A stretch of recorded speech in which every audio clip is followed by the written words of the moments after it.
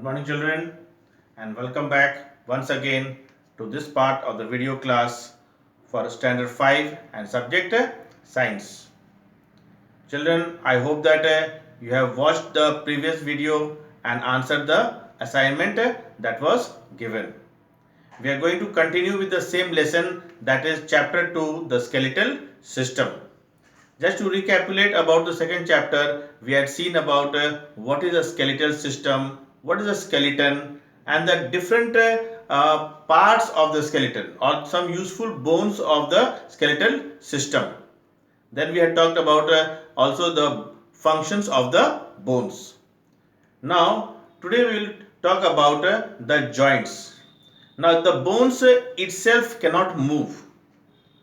The bones are held together at a point that is called joints, and it is held together by strong tissues called the ligaments. Actually, the ligament binds the two bones at the joint. Now, the surface of the bones is covered with a substance. It's a elastic substance that is called the cartilage, and this cartilage provides protection to the bones from getting damaged, as these bones are used due to the movements. So today we will talk about the joints, the different types of joints, and also about the muscles. Now here I have just listed the definition of the joints. So if you see on the board, it is written there, the point where two bones meet is called a joint. It is held together by strong tissues called the ligaments. Now the surface of the bones are covered with cartilage at the joints. Now what is this cartilage? It is a strong elastic substance that can bend. And of course this cartilage protects the bones from getting damaged due to continuous movements. Now you know that movements are possible only at the joints. Joints help our bones and thus our body parts to move. Now there are different types of joints that allow different types of movements. If you see there are basically two types of joints. One is immovable joints and the second is movable joints. The name itself signifies the type of joint. Immovable joints, they do not move. For example, the joints of the skull, the pelvic bones, and the joints between the ribs and the breastbone. These bones do not move. And we have second type is the movable joints, which allows different types of movements in our body. So list them. There are four different types of movable joints. I've just drawn through a flow diagram here. The hinge joint, the pivot joint, the ball and socket joint, and the gliding joints. Now let us talk about each one of them. What type of joints are these? First is the hinge joints. Now this hinge joints allows only back and forth movement. Okay, it does not go back, only in one direction it moves. It's just like the door. You can open the door in one direction only because it has a hinge joint. Now the joints of the fingers, examples I have listed there. The joints of the elbows, finger, toes, these are all hinge type of joints. It allows a movement in only one direction, you can say. Second is the pivot joint. I have listed here, it is written here pivot joint. This joint, of course, it allows side to side movement. And in our body, it is found between the skull and the first two vertebrae of the spine. Spine, this is that is also called the backbone. It allows us to move our head sideways. Third is the ball and socket joint.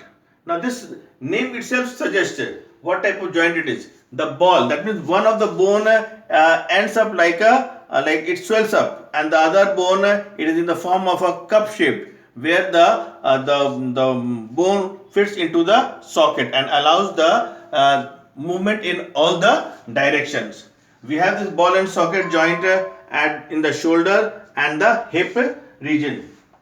Now just to list it once again, In a ball and socket joint, the ball shaped bone ends into a cup shaped socket of another bone.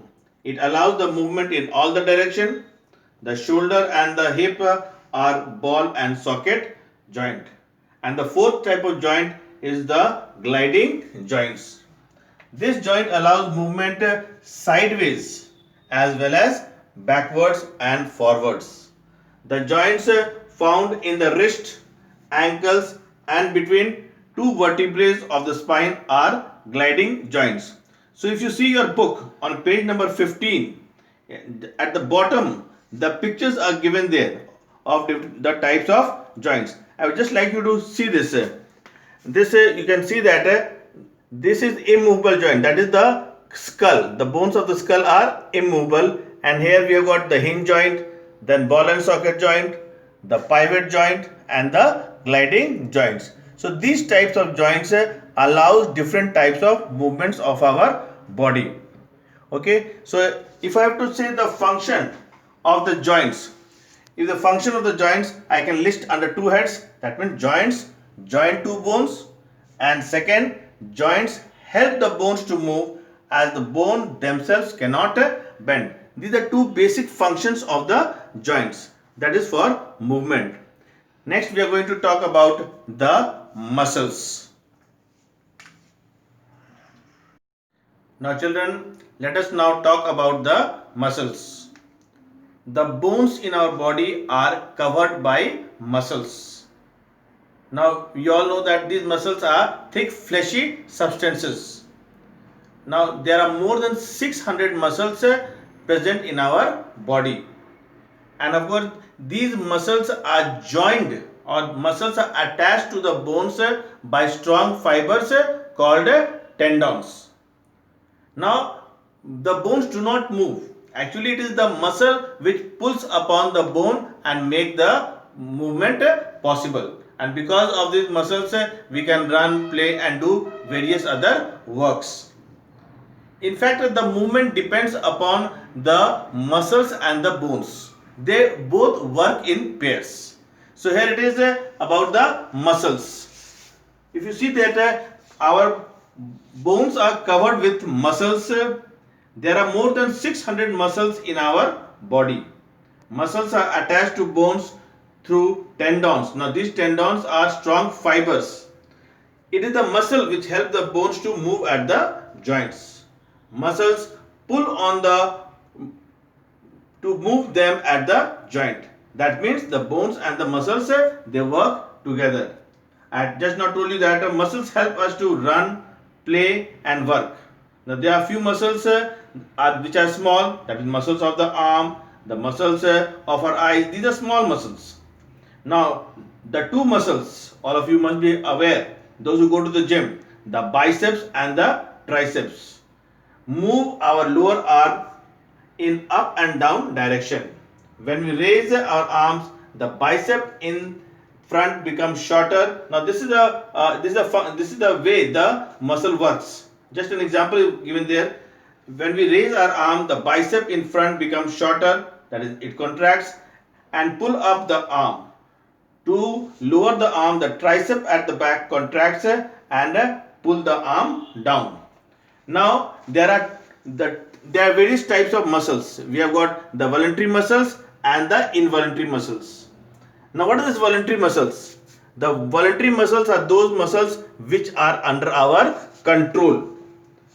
Example, I have listed there the muscles of the arm, legs, hands, feet, etc. These are voluntary muscles. Now these muscles are long and cylindrical and have stripes on their cell. So these voluntary muscles are also called striated muscles, or this is also called striped muscles or striated muscles also. Next is the involuntary muscles. Here the involuntary muscles. Now what are these? These muscles are not under our control. For example, the blood vessels, the muscles of the blood vessels, the stomach, the food pipe, intestine, we do not have control over them. It works on its own. So those are called involuntary muscles. Again, the involuntary muscles can be of two types. It can be smooth muscles or it can be cardiac muscles. Now the smooth muscles are short and spindle shaped. They have no bands, so they are called smooth or unstriped muscles. Now, the muscles present inside the heart are called cardiac muscles. They pump the blood throughout the body. These cardiac muscles are also called the heart muscles. Cardiac muscles look like voluntary muscles, but they are branched and not under our control.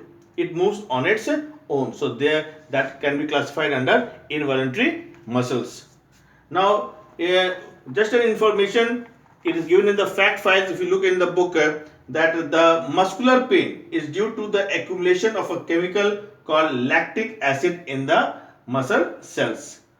So this is the lactic acid which is responsible for the muscular pains many a times. Now we are going to talk about the importance of muscles. So we have seen about the types of muscles. Now let us talk about the importance of muscles. Now children, let us sum up by listing the functions of the muscles. We had seen the functions. Now here I have listed 3 points. Muscles provide support to the bones to move. Second, muscles help the bones to move. And third, an example, that is muscles like cardiac muscles help the heart to pump blood to different parts of the body. Now with this we come to the end of today's session or today's video class. Now along with this video class, I'll be sending you one short assignment which you will do in your exercise copies. I hope you continue the good work and take care of yourselves. Till then, goodbye and thank you.